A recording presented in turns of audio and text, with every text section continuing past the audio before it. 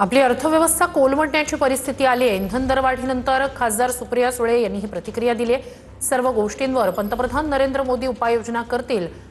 मुख्यमंत्री फडणवीस यांनी सुप्रिया सुळे यांना हे प्रत्युत्तर दिले। सातत्याने पेट्रोल डिझेलचे भाव प्रचंड वाढणार आहे, याच्यासाठी काय नियोजन आहे? तुमच्याशीच बोलताना मी भारत सरकारला विनंती केली होती की एक ऑल पार्टी मीटिंग बोलवा। जगात क्रायसिस चाललंय, भारतात इकॉनॉमिक क्रायसिस करून आपली इकॉनॉमी प्रचंड, आपली आर्थिक व्यवस्था ही कोलमाडेल काय अशी परिस्थिती आलेली आहे। ही फक्त सुरुवात आहे।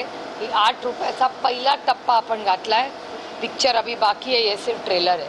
या 12 वर्षात बहुतांश काळ महागाईचा निर्देशांक हा लोएस्ट लो होता, सर्वात खाली होता।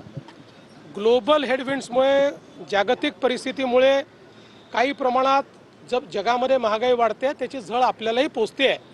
पण निश्चितपणे त्यावरही उपाययोजना मोदीजीच करतायत, करणार आहेत।